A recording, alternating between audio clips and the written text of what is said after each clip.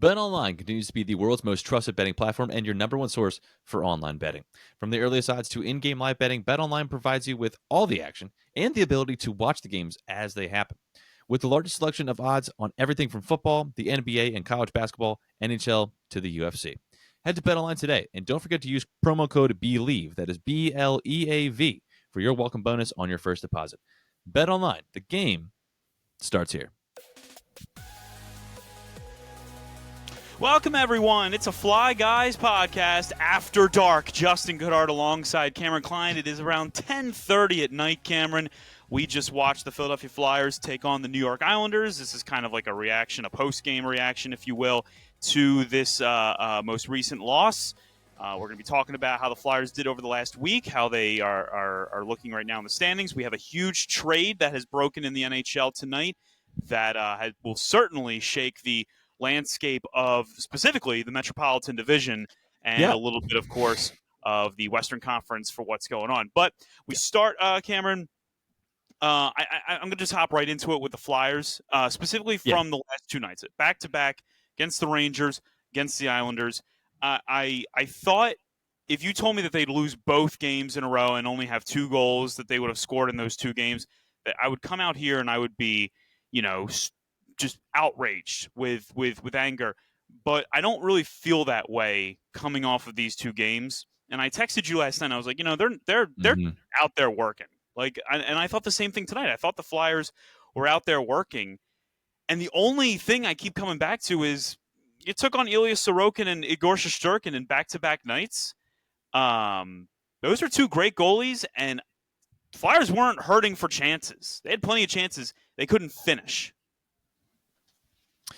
Yeah, I kind of had the feeling throughout where I just thought to myself, I'm like, I felt this more last night against the Rangers than I did tonight against the Islanders, which was, well, you're seeing the talent difference, right? Where it's like, and you and I were talking about this last night, where it was just like, listen, the Rangers have had a rough season, but let's be real. We've talked about their team on paper. You look at their team on paper. It's an extremely talented team still. You still got Mika Zibanejad, still got Artemi Panarin, still got Adam Fox. That's just 3 guys, not even talk about their netminders. And it felt like, you know what? Yeah, like this is one of those things where they're having the chances, but they just don't have the skill to convert those chances, which is something we know about. They're in the middle of this rebuild. It is what it is. And I had the same thought as soon as the game ended. I'm packing my stuff up, moving into this room, and I'm thinking, I mean, it's a back-to-back. You played against the Rangers in a really, really tough fight last night. At the same time, this is the toughest playoff race in this league right now, is in the Metropolitan Division. And you kind of dug yourself into a hole throughout December. You lost games you shouldn't have, in my opinion, in our opinion. And you're playing against 2 division rivals in the toughest division. You got to get at least a point, if not 2. And we talked about this last week, where it was like these games really, really matter. The next 3 weeks are really kind of what's going to determine what the season's going to be. And as much as I'm not disgusted, you know what I mean? But that your body language was exactly, I mean, come on, man. I need something. These are games that they have to win. I understand that they're Metropolitan, they're divisional games, and this is going to hurt them long term. Looking at the playoff race, so I understand all of that. You lose 2 in a row after winning the game on the road against the Islanders. That was an emotional win for them after Ryan Poehling got knocked out of the game. And then they come home and they have a really, really good showing, a really great showing, rather. It wasn't even at home. But they come back to New Jersey, and that was a really great win for the Flyers to beat the New Jersey Devils in the manner in which they did. Yeah. And then they have a game a few nights later. They have an overtime. They gut one out against the Detroit Red Wings. And so these are good wins, but the one common theme that, I kind of noticed was that the Flyers are kind of grinding out these teams a little bit. And I'm like, all right, well, this is how the Flyers need to be if they're going to win, because you're not going to win with blazing speed and, high-end talent like we've talked about. And then it shows. They got goalied through about 2 periods with Igor Shesterkin. And then the floodgates open in the 3rd period. It just gets away from them. That is how the Rangers should be playing every game, by the way. and the fact that they weren't Yeah. for the longest time of the season is a testament to how unbelievably frustrating they are. Yeah. And then they're coming back. Tonight against the Islanders, like they get off, they get the first goal like they did against the Rangers. Two really bad transition plays for the Flyers where they just get caught in 2-on-1 situations. Anthony Duclair gets his 4th of the season, and then Bo Horvat finishes off a 2-on-1 from Matt Barzal, and so it's immediately 2-1. And then the third goal that the Islanders get, this is the one I got kind of mad at. I was like, I need a save. Like I need a save with that one. That was such a bad goal to give up. Same thought. Like I'm not gonna harp on it because it's like that's not what lost the game. No. Plenty of things could have been done offensively, but I had the same exact thought. When that puck went in, I thought to myself, I'm like, and that's where I need you, Fedotov. That's where I need you to stop that. I can't have that happen. That just killed the team. Again, not going to put all the blame on it there, but yeah, it's just a, I don't know, just another example of the things that we haven't loved seeing, and we're seeing them again. And we'll see all season. Yeah, I think the sentiment is just like that's just what the team is. That, like you said, they don't have the talent. We've talked all season about the goaltending talent and how it's just not there. Mm-hmm. And yeah, the Thursday and Friday night, last night, tonight, were just another example of that fact. Flyers took 64 shots in the last 2 nights. They outshot the Islanders 30-27 tonight. They got outshot 37-34 tonight. The hits were going crazy in that game against the Islanders. The pressure was nice. Their penalty kill was 4 for 5 over these last. You lost to 2 teams that just have a little bit more talent than you do. The Islanders, maybe we could go back and forth of do the Islanders really have more talent than the Flyers? We could maybe have a debate about that one. Do the Islanders have a better goalie than the Flyers do? Yes. Especially Ilya Sorokin, who was just had his way with the Flyers throughout his career. Mm-hmm. And I think Jim Jackson said that only Jacques Plante has a better all-time save percentage against the Flyers than Ilya Sorokin, which was crazy to me because I was like, how is it possible that we've gone up against I don't know, the Dominator, and somehow we his numbers wouldn't be tops, and he was the best goalie ever, or even Marty Brodeur. But so I want to be mad. If you want me to be mad, I can be mad. But the truth is just that the Flyers had a really good stretch where they had points in 6 straight games, and then they played a really good Rangers team, and they got beat. And then it's a back-to-back against the Islanders in a building that they historically don't do well in. So it's kind of the perfect storm for things to kind of go wrong for them. They have a couple off days, and then you think it gets easier. No, it doesn't. They have a home-and-home with the New Jersey Devils. I'm sure the Devils will be looking to get them back for what happened about a week ago. Yeah. And then not only do they have the Devils on the road on the 29th, they have a back-to-back. And who's the team that has to march into their building? Ilya Sorokin and the New York Islanders. So no break from your divisional opponents. And the simple truth is, Cameron, you either win these games or you don't. And if you don't, then it's going to be really tough in the standings to make up that kind of ground, because these are the games you got to come away with. So if they're not going to win these next 3, I need 4 of 6. I need 4 of 6 points out of this next 3. That's what it's going to take. Yeah, and especially when the games you are winning, some of them, for example, against Detroit last week, is an overtime win. You're giving them a point. The Maple Leafs, and who gives you're not. That's not really a major issue, but a lot of these close games. Last month, I'm just going back. You got an overtime win against Columbus, who you're battling for a spot. An overtime loss to the Bruins, just these little games where it's just you need more. Even the games you're winning, you gotta win more defiantly. It is what it is. Yeah, we haven't talked about it a whole ton in our shows, but 15 overtimes. Yeah, it's been all season. It feels like that is. I don't know what the record is for a team to go into overtime. The Flyers had a 30. What was it? What's the record? Was it a 30? Was it 35 game unbeaten streak back in 1980? They had that. It was 30 something. Yeah. Yeah, because it's still to this day the longest unbeaten streak in NHL history. So you obviously think, well, all those games, some of those games ended in ties. So I don't know what the number might be, but 15 is a lot in the first 3.5 months of this season to go through that. Yeah, I'm trying to look it up now to see who had the most in a single season. It was 35. It was 35. Oh, was that? Okay. You know what?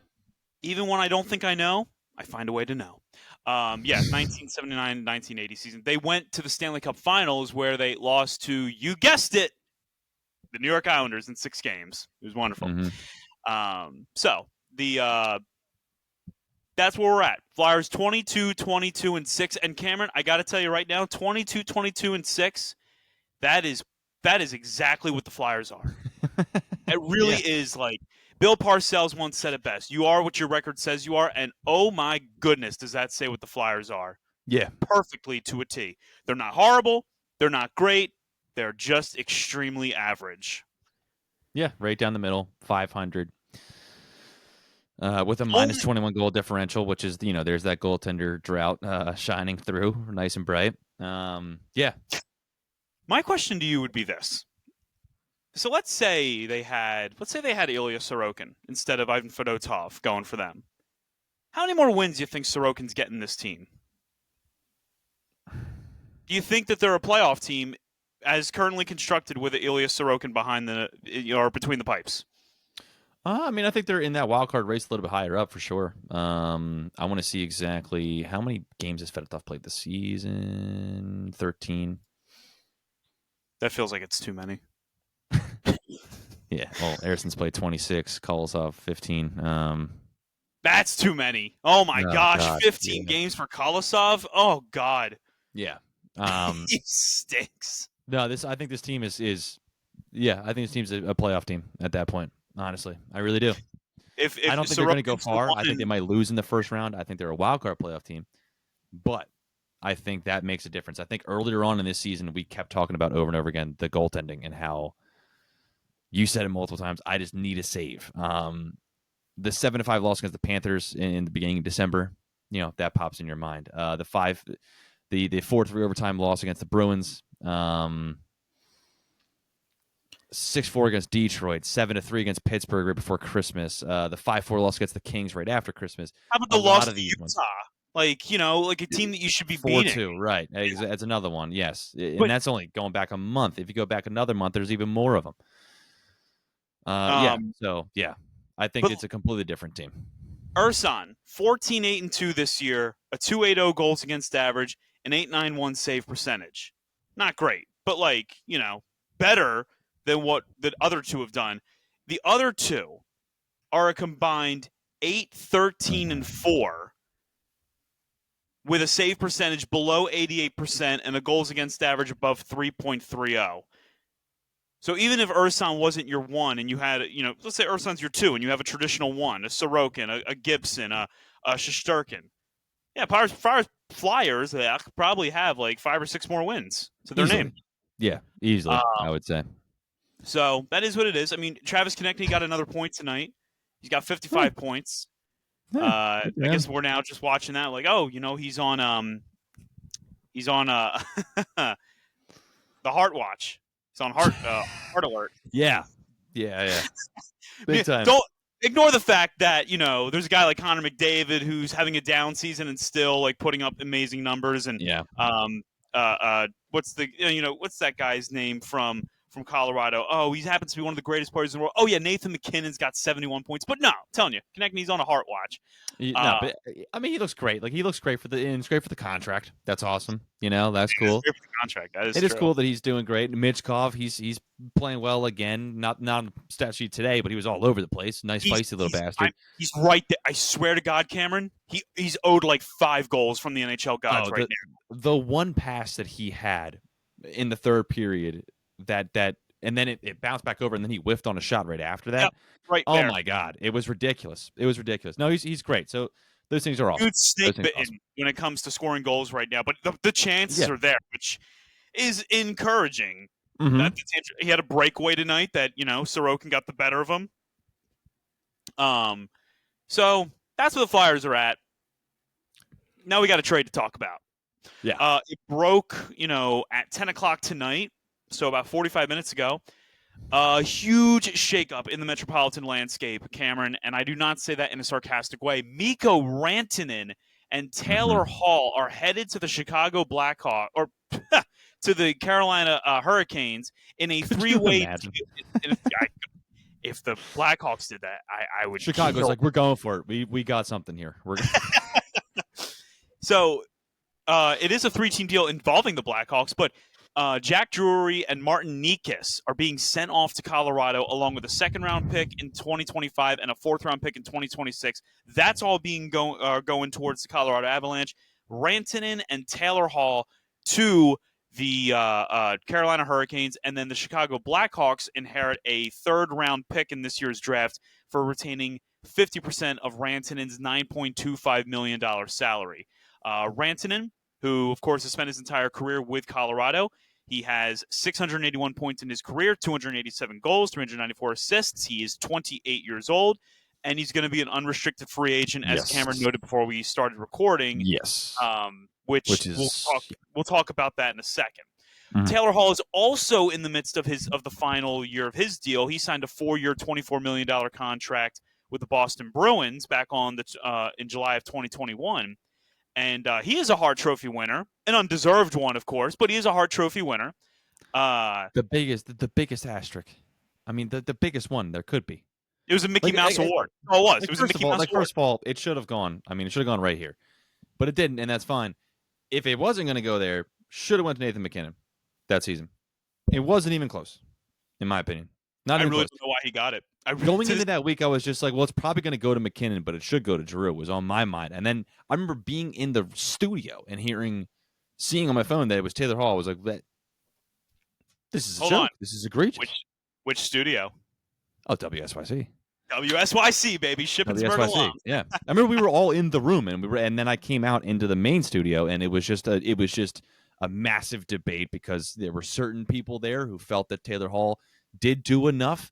Which is ridiculous. Matt Truss thought that Taylor Hall. I wasn't gonna name drop, but yeah, he did, and I couldn't disagree more. I still remember being like, "You've got to be kidding me with supporting this idea that Taylor Hall deserved." No, he's a Devils fan. He was a Devil.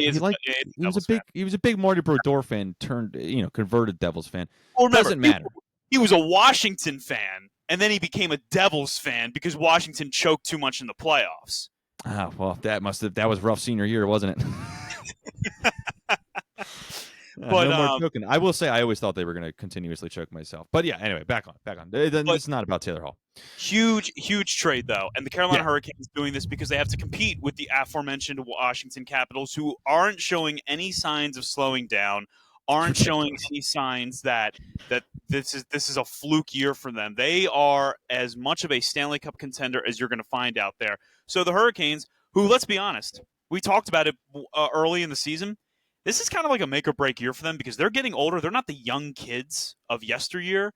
Mm-hmm. They're getting up there in age, and the pressure on Rod Brind'Amour to bring this team to a Stanley Cup final has got to be at an all-time high. And this trade isn't going to relent on any of those expectations because now you've been given one of the top, let's just say, one of the top 10 to 15 players in hockey, as well as a very productive scorer in Taylor Hall. Yeah, they're going for it. I mean, like you said, like it's clear as day. The confusing part on my part was why would Colorado get rid of him, given how great he is, given that he's 28 years old, all the things you just mentioned. It is the last year of his contract, which would be the only idea, my only idea. For both players, yeah. But at the same time, I don't know. I just feel like a guy like him, I'm going to try to make work, right? I mean, he's number 6 in scoring this season. I just feel like I'm gonna try to make that work. I'm not gonna try to break this up. I feel like there's enough in Colorado that I think I can still sustain. You still got Nathan McKinnon. You still got the defenseman. I'm blanking on his name. Gail Makar. Thank you. You still have Arturi Lehkonen. Like, you've got players, right? I just but whatever. At the same time, maybe there was something going on between the agent and back and forth where they knew he didn't want to re-sign there. I don't know, and they just thought, okay, well we can get something for him now. But it's interesting. Now, what the chink in Colorado's armor this year, because they're not in the top 3 of their division right now. They're the number 1 wild card spot in the West. Here's the chink in their armor. It's their goaltending. Now, it's Yeah. not bad. It's not. I mean, trust me. I know bad goaltending. I'm a Flyers fan. Mackenzie Blackwood has been their primary starter. He's 15, 13, and 5, 2.57 goals against average, 9.16 save percentage. You hear that, you go, oh, what do you mean chink in the Pretty armor? good. That's fine. There's Pretty nothing good. to complain about. Yeah, but Mackenzie Blackwood has started 34 of their, I believe, is 49 games. So he's on pace to play an insane amount, because if they go to Scott Wedgwood a 2.90 goals against average and a 900 save percentage, not nearly as good, and he's 6-4-1. So that is, Yeah. and when I say it's the chink in their armor, I'm not here to tell you that their goaltending situation's bad, but it's not up there with the elite of. It's not the Winnipeg Jets. It's not how they have Connor Hellebuck. Yeah. It's just it's not. I think So it's imbalanced as well. It's like what we had last year, but on steroids, like significantly better. Where it was like yeah. Sam Erson's out there for 60 games and he shouldn't be, and it's starting to take a toll. He's getting worn out. I think it's a similar thing, just better, a better quality version of it. For what it's worth, when you go for team goals against average, the best team in the NHL are the Washington Capitals. They're combined, their goalies have a 9.16 save percentage and a 2.38 goals against average. By 2010 standards, that would be elite level. Like, The just best fuck team off. and then the next three teams, though, Cameron, the next three teams are Western Conference teams: the LA Kings, Winnipeg Jets, and Dallas Stars. Then you have the Devils, the Oilers, and the Oilers. We have, not many people have been talking about the Oilers. Goaltending's been pretty good this season. Last place, by the way, of all of this, you would think, it's got to be the Flyers. You would think. It's not. Pittsburgh Penguins, the worst team in terms of goaltending this season, and that just brings a little bit of fuzzy feelings to me. I agree. The nice mixture of the Ryan Hextall, Kyle Dubas effect right there. You know what I mean? Doobie and Hex mixing it up, ruining franchises. I don't know how. If you look at that, I actually need to take a look at something real quick. All right, shit. So Alex Nedeljkovic and Tristan Jarry have both played the same amount of games. Oh God! All right, listen to this.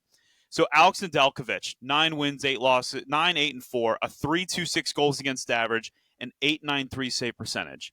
And then Tristan Jarry, 8, 8, and 4, 3.31 goals against average, 8.86 save percentage. God, they suck. Man, they're not good goalies. Man.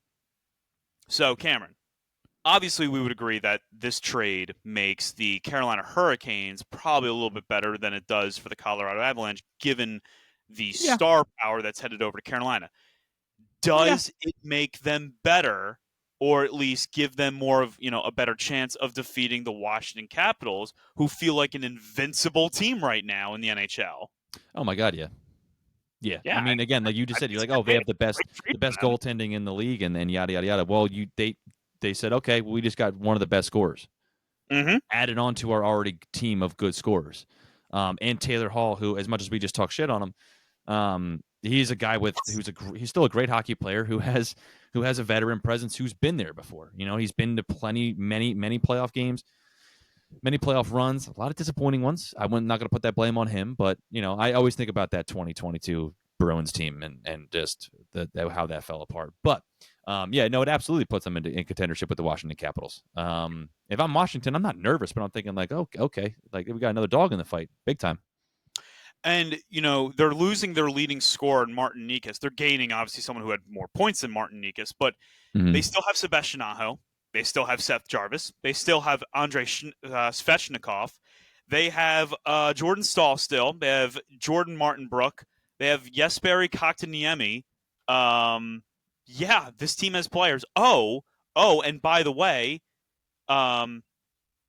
they have Peter Kokachev, who is 18-9-2, 904 save percentage, 247 goals against average this season. So this team already was really good, in my opinion. They got better.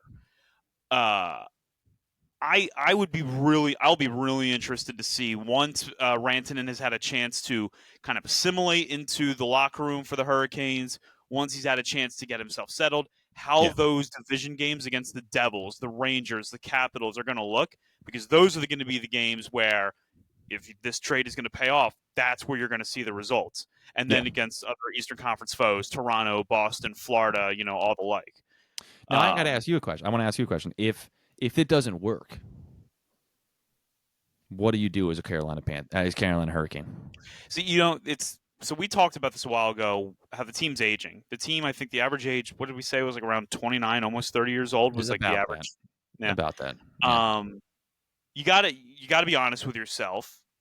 If they have another year where they'll get through the first round, and then they get to the second round and they lose to whether it be Washington or whoever they might be playing, you got to really ask yourself a question of like, all right, so we tried to make this big blockbuster deal.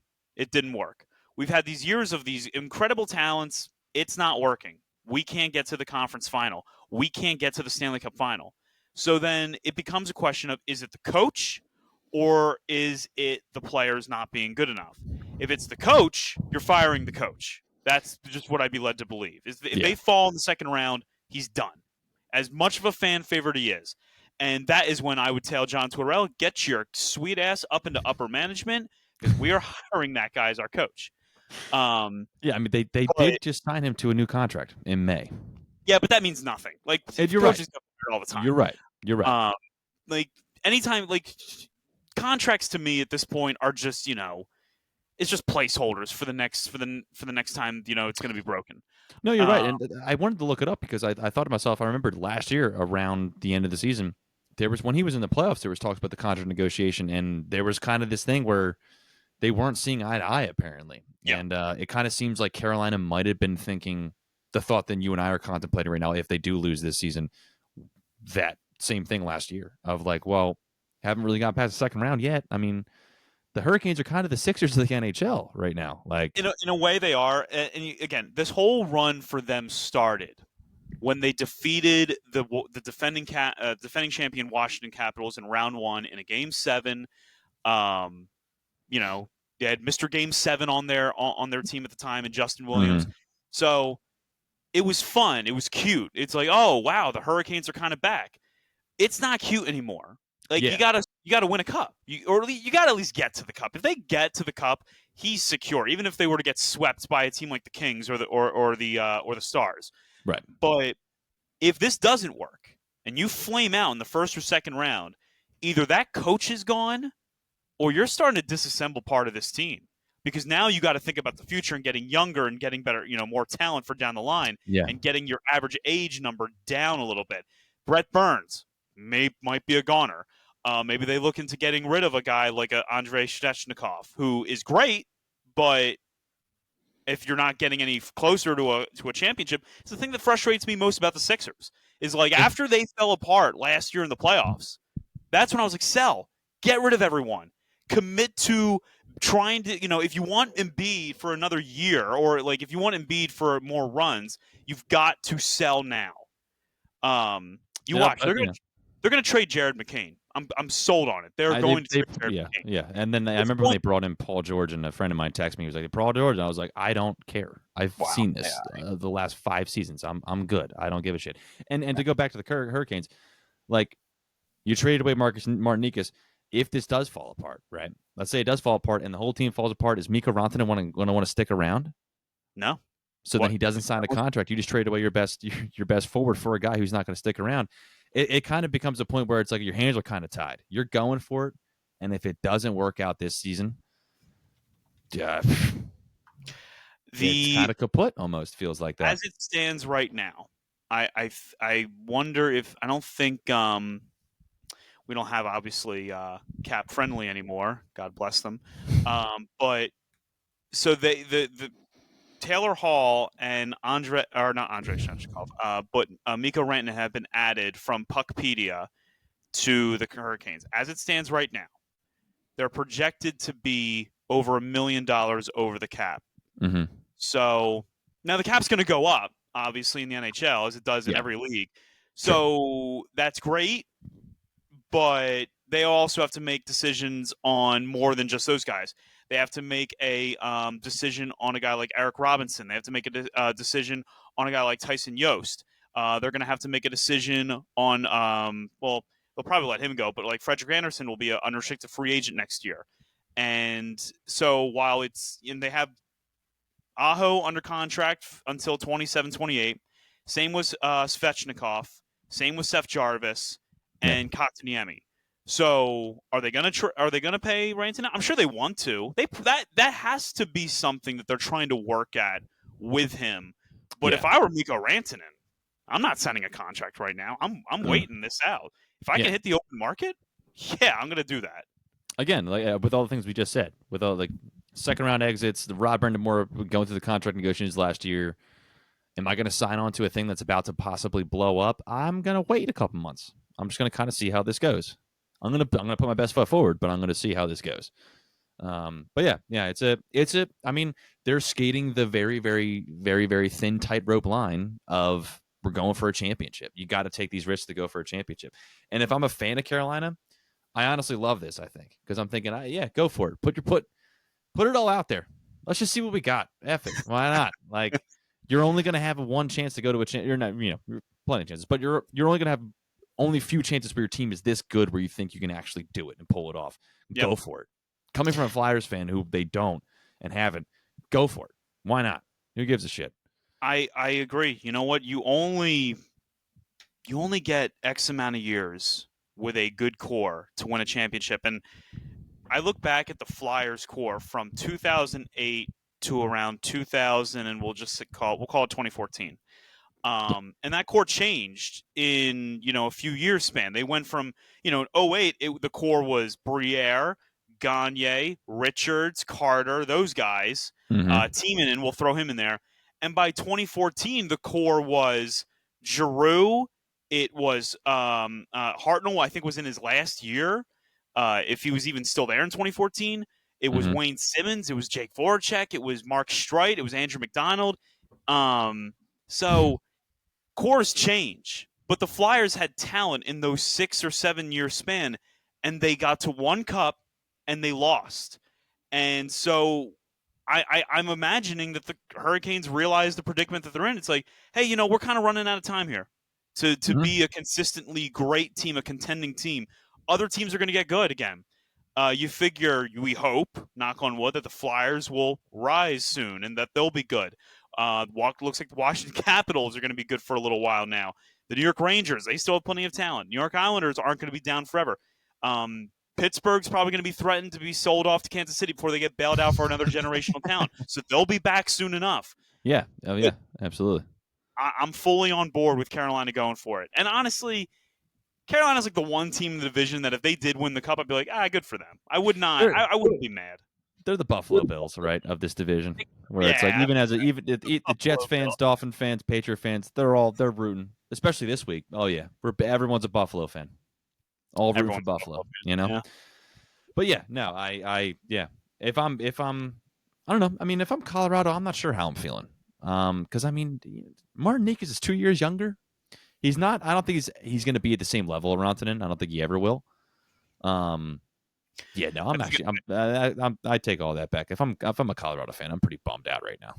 I would imagine I'm pretty bummed out. Avalanche are thinking best case scenario, maybe Necas can at least perform at a replacement level for Mikko Rantanen when paired up to get a chance to play with a guy like Nathan McKinnon. But I agree. I mean, this would be like if the Flyers traded away, like Claude Giroux, and they got back, I don't know, like an Owen Tippett. It's like, am I supposed to feel great about that? Am I supposed to feel like encouraged that was the return? And there's no disrespect, by the way, to Owen Tippett. I like Owen Tippett, but like, were we supposed to be thrilled with that trade when it happened? No one. And to put it into perspective, when Rantanen was 25, when Necas was 25, he scored 53 points. Okay, I'll go back even further. His highest scored points were 71 points in the season. Martin Necas, he was 24 years old. Mikko Rantanen, when he was 25, his third highest point scored of his entire career, and that was 92. And granted, like Nathan the same McKinnon, play, right? Right. Granted, he's with Nathan McKinnon, but we just said Carolina, they got some good players too. It's not like he's playing with bums over there. So yeah. I'm playing with bums. Yeah. His highest ever was 105 points, 55 goals, 50 assists. I don't think, maybe I'm crazy here, I don't think it's an insult to say I don't think Martin Necas is as good of an NHL player as Mikko Rantanen. Yeah, no. But with that being said, maybe there will be an expectation from Colorado. It's like, all right, well, if Rantanen can make it work, you can make it work, which is a totally fair expectation to place on a player after you've traded for him, as we all know. Naturally. We got rid of LaShawn McCoy. I mean, Kiko Alonso, you better be an all-pro. Better. Didn't happen. And again, Kiko was really good at, though? He was good at one-handed interceptions and late hits on Joe Flacco. He was terrific. Oh, yes, he was. He was roughing the passer before it was cool, dude. No, I love that. Just to go off on that real quick. I remember hearing a story about how like the Buffalo GM answered the phone and was like, and Chip Kelly was like, "We're looking to shop LaShawn," and the guy apparently was just like, "We don't have anything that's gonna, we can't afford that." And he was just like, "No, I just want Kiko." And they're like, "Are you serious?" I'm like, yeah, done. All right. But yeah, no. And in Nikas' defense, it's not a 1-for-1 trade like that, right? He was like one part of like 4 other. No, but those are going to be the 2 pieces that are going to be judged. It is true. Like true. No one's going to look at that deal and be like, "Oh my God, Jack Drury didn't work out." Like, yeah, no, that's a good point. Yeah. So, oh man. So we'll take a quick break. Cameron, we come back. You know, kind of might as well. It's the week. It's championship weekend, so we're gonna close this show out by talking some football and talking about the game that's coming up. We'll be right back. You're listening to the Fly Guys podcast. Welcome back, Fly Guys podcast. Cameron Klein, Justin Goodhart. It's a Fly Guys After Dark podcast. Flyers losers of 2 in a row. We talked about that. We talked about the big trade that happened in the NHL tonight, and now it's time. Now it's time to talk about the big game this weekend. And You know what game I'm talking about. It is the NFC Championship game. Eagles, Commanders. And it's a matchup that has been really good this season. First matchup, Thursday Night Football, Philadelphia winning 26-18 after kind of stealing the game in the fourth quarter. Saquon Barkley, huge part of that, having just a tremendous game against the Washington Commanders. The December 22nd matchup, Philadelphia jumps out to a 21-7 lead, even after losing Jalen Hurts in that game. And while we like to all say, well, Jalen Hurts wasn't in that game, we also would have to say, unfortunately, that Jalen Hurts wouldn't have been playing defense in that fourth quarter regardless. And it was it became the Jaden Daniels show, who was just magic in that fourth quarter, guiding Washington to a come-from-behind victory. And, so both teams have had different roads here in the playoffs. Philadelphia had a convincing win over the Green Bay Packers. You know, it was one that I didn't feel like it was ever in doubt. Washington, that's it. Eke on by the Tampa Bay Buccaneers. A great matchup for them. It was a great win for them. And then Washington dismantling the Detroit Lions, the proverbial Super Bowl favorite from the NFC, 45-31. And Philadelphia grinding out a snow classic against the LA Rams. I thought the game-sealing play surely would have been Saquon Barkley's 78-yard touchdown run. It was not. What it ended up being was Jalen Carter's sack in the final minute, and then pressure up the middle that forced Matt Stafford to throw an incompletion on fourth down. Yeah. Cameron, I really believe in my heart of hearts that I'm a big believer in trusting my gut on how I feel about a game, especially a playoff game. Yeah. And I have a story. Back when we were still at Shippensburg, I was sleeping the night before the 2017 NFC Championship game between the Eagles and the Vikings. Cameron knows the story, but I'm going to tell you guys. Yes, I do. I'm in bed next to my then girlfriend, and she's asleep, and I'm on my phone watching the full game reel between the Philadelphia Eagles and the Atlanta Falcons in the 2004 NFC Championship game, which before the next day would come was the last time I had seen the Eagles win the NFC. And I'm watching the game, and it's just bringing back good memories. I remember my mom folding laundry on the couch while the game's down to the closing minutes, and I'm turning to her and I'm saying, the Eagles are going to go to the Super Bowl in my lifetime and all that stuff. And Joe Buck at the end of the game, or at least in the final seconds, says the words, "Let freedom ring, Philadelphia. The Eagles are going to the Super Bowl." And this sudden wave just washes right over me. And it just tells me they're going to win tomorrow against Minnesota. And I wake up my girlfriend to tell her this. She wasn't happy. She wasn't the happiest that I woke her up at that moment. But it was just this like level of like, I know that they're going to find a way, and rest is history. They do. They win the Super Bowl. Yada yada. As this week has worn on, I've become more confident. I've become a lot more in the belief that as good as Washington is, and this is no slight to Washington, an incredible team, a fun quarterback, just all the pieces that you would want to have be there for the future. I believe that at home, in that stadium, this team, which has found ways to win in different ways for the last 4 years now, is going to find a way to do it on Sunday. And I really believe in this team, and I think that they're going to win on Sunday. And I'm excited because I want so badly to see this era of Eagles football have a Super Bowl title to their name.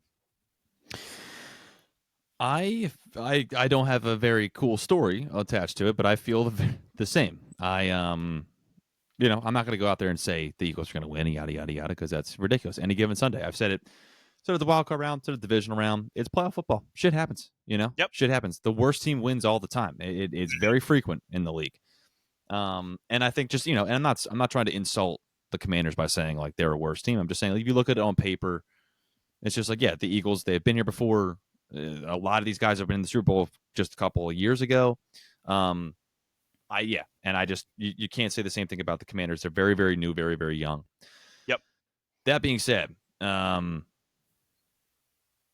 I feel the same way going into this game as I did the home game where the Washington Commanders came to Philadelphia. I forget which week it was earlier this season. And I texted you about it week 9. I texted you about it, and I feel the same exact way, which is I've seen this story before with Washington. And I'm not saying like I've seen Washington do this before. I have, but I've seen it with Dan Quinn. I've seen it with high-powered young offenses. It's very exciting. It's very flashy. But you're going into an enemy territory that is the most hostile of all territories. In the cold. The toughest place to play. On a team that doesn't win from flash and glam and glamour and glitter and gold and stupid horse shit. They don't win the Dolphins' way. They win in the trenches. They have the best offensive and defensive line. And then on top of that, you have the talent that they have. That's going to be really, really hard to beat. It's going to be harder to beat when you're constantly giving them bulletin board material, which you've done all week. As you mentioned earlier, to me privately, mentioning going after Jalen Hurts, covering up the Rocky statue with Washington shit. And what annoys me, I actually got angry coming home today because I say this to my wife all the time. I get angry at things that are stupid. Stupidity makes me angry. Now, whether that's me being stupid and reacting to something that I don't understand, or whether the thing itself or person itself is stupid. Usually it's me. I get that. But what pisses me off is Dan Quinn. Because, man, I know he hasn't been the one saying the things, but it's his team. Dan,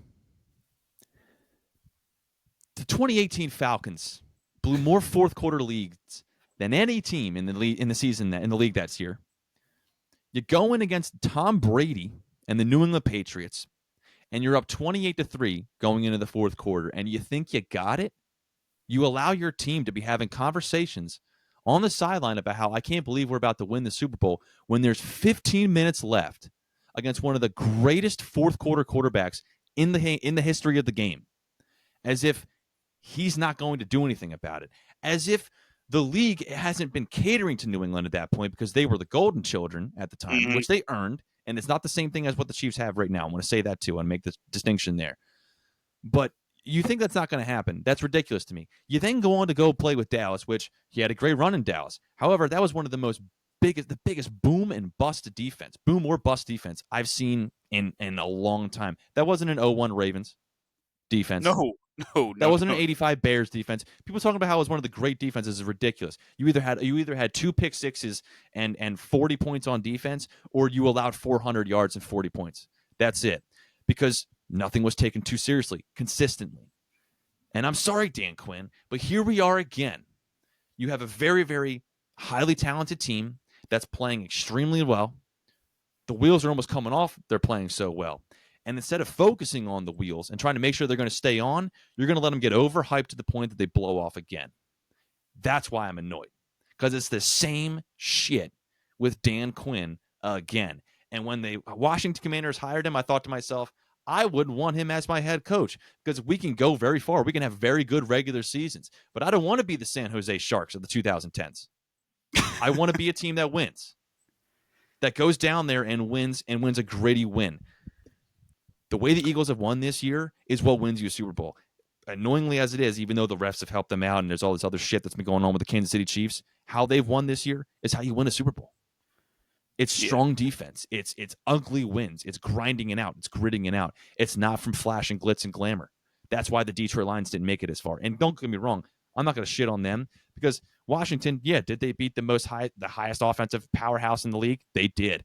They also beat a team that had 13 defensive players, 11 of which were starters that were on IR. 11.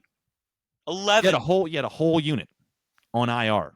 Also, that Detroit team, the score makes it seem like it was a runaway. Detroit had 520 yards of offense, 330 passing yards, over 200 yards rushing. Over 200 yards rushing. And I went back, I was like, I want to look at how the Commanders did as a team when it came to how teams ran against them. Because I know how Saquon Barkley ran against them before the Hurts injury in that game. Mm-hmm. The Commanders were 28th in the league in yards per attempt on defense when it came to running the ball. 28th. And we didn't have Jonathan Allen for the longest time. Okay. You had him on Sunday against the Commanders, and Jahmyr Gibbs and David Montgomery went off for over 200 yards.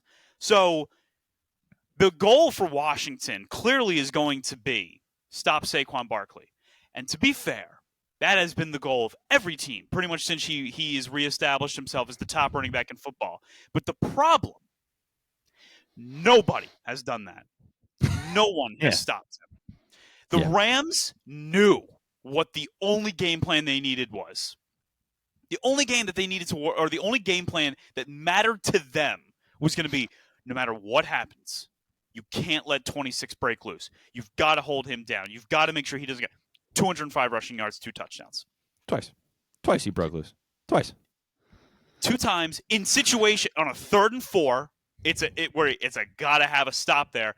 And then when you're down by 7 points with under 5 minutes to go in the game, and you think, well, I know what first down's going to be. It's going to be a run with the guy, and it didn't matter. I'm not here to tell you that, as Cameron said, Washington doesn't suck. They're a good team. And they could very much win. They could very much win on Sunday. Dan Quinn has had this team playing better than any other coach has had them playing in the past 30 years, which is phenomenal, and it's a great thing for them. And, I'm sure Joe Gibbs is proud as he watches, his alumni do as well as they're doing. Mm-hmm. But where Philadelphia wins has consistently been in the trenches where they wear you down. They're not going to be pretty. It seemingly is never pretty with this Eagles team. They don't have style points like Washington does. But Washington also played unbelievably well in a dome, in controlled conditions, against a weakened defense, and they're not playing in controlled conditions on Sunday. They're going to keep it close. I think it's going to come down to the fourth quarter. It's unfortunate because the last 2 NFC Championship games have spoiled me for the Eagles, how those games were over by halftime. And it's not going to be over by halftime. But what I think is going to separate this game is going to be that very running game. And I also believe that for as frustrating as it has been with the receivers on this team, I believe that the Washington secondary is not that good. It's not better, at least, than the receivers that Philadelphia has. And then the linebackers, Bobby Wagner and Frankie Louvu, 2 talented linebackers. Very good, but you can get around that. You can game plan to get around those guys. Defensively for Philadelphia, it's about stopping Jaden Daniels. They could not stop him to save their lives in that December 22nd game. So here's what you're going to see a lot of. you're going to probably see a lot less blitz packages from Vic Fangio. Yeah. The Eagles blitzed, I believe, they blitzed on almost 50% of their plays, I think, in that December 22nd loss to Washington. But on that Thursday night game, I believe the number was between 25-30% of the plays they blitzed Jaden Daniels on, and it worked. Yeah. It was enough. And Fangio doesn't love to blitz normally. no, he's never been a blitz. He's not a blitzing guy. And No. did not the Redskins? Sorry about that. Who did the Commanders lose on Sunday? Well, they just so happened to lose their right guard, who was the best player on their offensive line. And who lines up right over the right guard normally? Jalen Carter. Yeah. So could the Commanders win this game? Absolutely, they could win this game. I'm not going to sit here and tell you that it's a definite. Yeah, they could win. But I just believe my gut tells me what I know. And what my gut tells me is that the Eagles are going to find a way to win this game. And there will be people after the game that say, well, 5 plays happen this way for the Commanders and they lose. As I heard a few people talk about earlier this week, I think Dan, or maybe it was Chase Daniel that said, 4 or 5 plays go the other way, then the Eagles lose to the Rams. If it wasn't snowing, I was like, yeah, you're right. And if Hitler was never born, the Holocaust doesn't happen. There's a lot of different things you could say. It's what annoys me too is like I'm not an Eagles fan, like unfortunately, I kind of but no, but I'm not an Eagles fan, but like I am from Philadelphia, so it annoys me. But like there is absolutely a bias toward Philadelphia, and I get it. It's somewhat earned to a certain degree, but it gets to a certain point where it's like, well, because I did hear Dan Orlovsky say the same thing. Well, it's like, yeah, but you could say the same thing about the Ravens and the Bills, but everyone's praising Josh Allen, and he only threw for 120 yards. If Mark Andrews doesn't fumble that ball at midfield, if Mark Andrews doesn't drop a 2-point conversion, we might be having a very different discussion about Josh 100%. Allen. All of a sudden, it's the Ravens now, and it's Josh Allen sucks, and the Bills blew it, and it's yada yada yada, and Lamar Jackson's the greatest thing we've ever seen in our entire lives. It's the same shit. But before we go too far away from it, I got to say 2 things. One, with the Jalen Carter thing. Again, if you're talking about injuring, you're going after Jalen Hurts, you got to be aware who's going to be coming after your quarterback too, especially when you have injuries on your offensive line, considering it's one of the best defensive lines in the game, and Jalen Carter is one of the most disruptive guys there. That being said, as you brought it up, Jaden Daniels is going to be the problem. He's going to be the one you got to watch for. And I agree. It's the explosiveness of that offense where it's like something can happen very quickly and boom, they're up 7-0 within 3 plays. However, you know what other team was explosive? The 2020 Chiefs. And the 2020 Chiefs with Tyreek Hill ran into the Tampa Bay Buccaneers, which had a better defense and a guy who understood the game of football better than anyone else. And the night before that game happened, I said the same thing. What's going to happen is the Tampa Bay Buccaneers are going to get the ball first. They're going to keep the Chiefs on the ice. They're going to just take as much time as they want. They're going to take 8 minutes, 9 minutes, whatever it is, score. Then their defense is going to stop them one time. Then they're going to do the same thing, score again. Defense is going to stop them. All it takes is 2 stops from the defense. And next thing you know, it's a 21-0 game. Offense can't get anything going. Defense is absolutely exhausted, and it's a runaway. And I'm not saying that's what's going to happen. But from what we've seen from the Eagles this season, we've seen a lot of 9-minute drives, a lot of 8-minute drives. We've seen a lot of successful football. A lot of football that a lot of people criticize Jalen Hurts for playing. And don't get me wrong, he hasn't looked great. He hasn't looked how great as he was in the last couple seasons. But what you're seeing from the Eagles is winning football, in my opinion. And explosiveness and flashiness is great. And again, you're coming from a guy who's seen all that in the last couple of years in the Miami Dolphins. It doesn't compare to winning football. Jalen Hurts has turned the ball over 1 time, or I'm sorry, 2 times in the since November 10th. He's not a 400-yard passer. It's just not what he is, and I accepted that a long time ago that that's not who he's going to be. So the next thing that you have to make sure that you are is you're not turning the ball over at an exorbitant rate. Well, he's eliminated his turnovers substantially from last year, where he almost led the league too. It's a major improvement. It is. It's a incredible improvement. Now, since that same time, since November 10th, Washington has turned the ball over 6, 11, 12, 13 times in that span. Now, not in the last 2 weeks. They didn't turn it over once against the Bucks. They didn't turn it over once against the Lions. In fact, they've turned teams over 6 times in the playoffs, and I think the Eagles have turned teams over 6 times as well. So it's two opportunistic defenses, but Jalen Hurts is, we talk so much about Jaden Daniels, how he's just so cool, man. He's just under pressure. He is. No, I know he is. Yeah. He is extremely cool under pressure, and he doesn't let the moment rattle him. And that's what's going to make him a great quarterback in football, provided that he stays healthy throughout his career. And it's what's going to make Washington a relevant franchise again. You know who else stays cool under pressure and is known for having a quick memory when things don't go right? Is the quarterback of the Philadelphia Eagles. Listening to him today, he gets asked all these questions about, how do you stay in the moment? And he just says, it's all just part of the preparation. It's just, part of what we do. It's what you have to do. It's what the job entails. It's part of the job. When you listen to him talk, once you get past the fact that he's more boring than a piece of wet plyboard, he is, without a doubt, one of the most composed, calm quarterbacks out there. So threaten to hit him. It's fine. Threaten to hit him. I know you're going to. I know what Frankie Louvu is going to do, because Frankie Louvu took out Hurts before. He tried to kill Jared Goff. He's a dirty player. Everyone knows that. But when you get into that stadium and it's 70,000 people screaming at you, and maybe your quarterback's calm, but maybe others won't be as calm. You're going to have a makeshift offensive line. Dan Quinn's like, we might just put our 5 best offensive linemen out there, which would mean that Andrew Wiley could slide over into the guard position. You put someone else at the left tackle position. Okay, fine. So you're going to leave your left tackle position maybe as a position of vulnerability. That's cool, but Josh Sweat can also get his. Nolan Smith has 9.5 sacks in the last 8 weeks of football, or 10 weeks, whatever the number is. I am tired of hearing from the national media about how unimpressive this Philadelphia team is. I watched Jalen Hurts have the greatest game of his life in Super Bowl 57. Mm-hmm. They lost. They lost by 3 points. I watched Jalen Hurts throw for a bunch of yards against the Tampa Bay Buccaneers in last year's playoff game. They lost. Didn't just lose. They got crushed in that game. So forgive me when I say this, but I really don't give a damn about how it looks.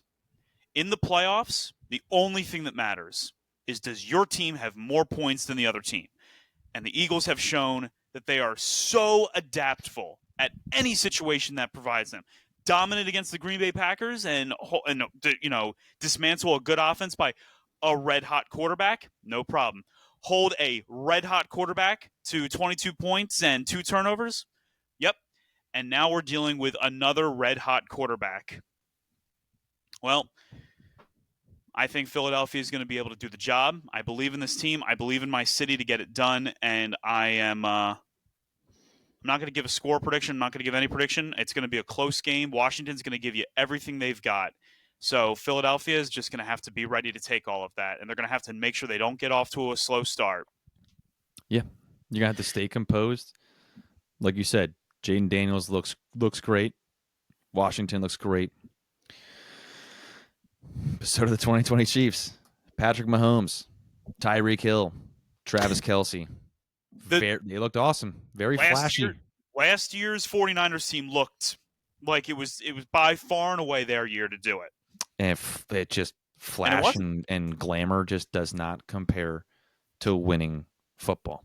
And you're relying on what it's going to come down to is you're going to rely on your rookie quarterback to perform with as you said, a makeshift offensive line in the NFC Championship game in Philadelphia. Yeah. Good luck. We got to talk about the other conference championship game. Right. Yeah, I forgot about that. Right. Yeah, there is another game that happens that day. Late after the NFC Championship game ends, a lot of people will be tuning their TVs to CBS to take a look in Arrowhead as the Kansas City Chiefs look to go back to another Super Bowl and take on and they'll be taking on the Buffalo Bills. Bills getting there. winning over the Baltimore Ravens, the win in which they got, it's against the Ravens. It's impressive no matter how you beat the Baltimore Ravens. That's an incredible team they have in Maryland. They destroyed the Denver Broncos in Wild Card Weekend. So they're a team with as much momentum as any other team you'll have in this championship weekend. Kansas City, on the other hand, they did beat the Houston Texans. They didn't exactly look powerful beating the Houston Texans, but they controlled that game, and Houston I don't really feel like ever had a shot. The big conversation coming out of that game with Houston was obviously the penalty calls, the unnecessary roughness on Mahomes' late slide, the roughing the passer, which was clearly not roughing the passer. Troy Aikman's awesome, by the way, for just being just openly just slandering the refs on the broadcast. He was the hero we all deserved at that moment. Yeah, every football fan felt so much rejoiced when he started talking. Well, because I think these football fans, they need to hear this because they need to know that they're not crazy for thinking how insanely soft these calls are. The one play that it got Tom really upset, Cameron, was the one where Mahomes kind of fakes being pushed too hard out of bounds to try and draw the flag. In that moment, Tom was just like, you know what? There needs to be an unnecessary, there needs to be unsportsmanlike conduct penalty on something like that. There needs to be a big time penalty against calls like that. Yeah, but I agree 100%. I agree wholeheartedly. I mean, NHL has it, NBA has it. It should be a thing, 100%. Defensive play, it's so much harder to play on the defense anymore, and you're making it even more difficult. And you're taking advantage of that, and I think that's also a lot of what makes people upset, and a lot of older football fans like us who. And we're not older, right? We're not even 30 yet. But my point is, we saw the 2001 Baltimore Ravens, right? And it's dude, you're taking advantage of rules that were put into place because Ray Lewis would jump on dudes' heads. Tony Siragusa would suplex guys onto their necks. And it's and that was just football, man. And it's we could go back to that, but we're not because we don't want to see people carted off the field every other day. But those rules are set there to protect you. And if you're taking advantage of them, you're having zero respect for the other players you have on the field. Zero respect. I listen, I do think that there needs to be penalties added in place going forward. I do think that there is obviously some there are calls that are just going to go the Chiefs' way. It's not necessarily rigging the game as everyone else likes to exclaim, but when you're that great, yeah, you tend to benefit from calls. The Buffalo Bills are kind of an exception though, as they get the benefit of a lot of calls in today's NFL. Yes, they do. Again, people always, the highlight is on Mahomes, as it should be, because it's ridiculous, and this season's been ridiculous, but Josh Allen's also a golden boy. The NFL likes its golden boys. Tom Brady, for the first couple years of his career, he got beat up pretty bad until he became the golden boy. And then all the rule changes started happening. And then all the calls started going the Patriots' way because he was a golden boy. Mahomes is one. Josh Allen's one too. Absolutely, the Bills get calls too. What you think Buffalo's going to do it? Do you think they can beat Kansas City? I think they can. I'd like for them to too. If you're asking me if I'm putting money on it, no, because you got to think it's you're playing again. You're not just playing against the Chiefs. You're playing against the Chiefs and the house, and so you really got to bring it. And you talk about Philadelphia being an amazing home field advantage, and it is. Arrowhead's pretty damn good to have as a home advantage. It is. And always has been. Everyone that has watched football this year has said the same thing. God, the Chiefs just aren't as dominant as they normally are. Who cares, apparently? What did we just say about the Eagles? Yeah, they win. They found so many different ways to win this year. I don't want the Chiefs to win. No. But I think they're gonna. I can't continue to say the downfall is coming. I sound like I did after the Super Bowl against the Patriots when we won. It's we've ended the dynasty. Come right back and win the Super Bowl the next year. And so I just, until this team actually falls in the playoffs, it's kind of I'll believe they're dead when I see it type deal. Yeah. With that, and yeah, the Bills are the only team that beat them this season. The Bills were home. It's a regular season game, which has proven to not mean anything once it comes to the playoffs. they have a huge monkey to get off their back. The pressure, in my opinion, is way more on the Bills going into this game than there is the Chiefs. Because if the Bills lose this game, it's all the narratives are just going to be super reinforced of Josh Allen can't get it done against, Patrick Mahomes. The Bills are the bridesmaids here in the AFC, and they're never going to get it done as long as Kansas City's in place. So I think they got to win this game. I really do think they got to win. I think so too. I mean, it's kind of coming down to the dynasty of your team. But with all that pressure going on, I usually don't put my faith in Buffalo or Josh Allen. And I'm not saying I don't want them to. I can't give them what I've known from history. And at the same time, when I look back at the regular season where you said, it was in Buffalo, regular season game, if you're a tinfoil hat gambler like me, and I don't really gamble that much, and I haven't gambled since the playoffs started, but if you're one of those like me, my thought is, well, the league's got to let you win the regular season because when the playoffs come around, they can say, oh, it's a narrative until the Chiefs just win, which is just what you wanted anyway. So, again, I'm not going to think it's rigged. I don't think it is. But that being said, again, until I see it, like you said, until I see it, I can't put my money on it. I hope it happens. I'm rooting for Buffalo heavily rooting for Buffalo. Patrick Mahomes, 12 touchdowns, no interceptions in his last 7 games. So, he had a lot of turnover problems when the season started. He was throwing just ridiculous interceptions. Since that Buffalo game where he threw 2 interceptions in the 30-21 loss, hasn't thrown an interception.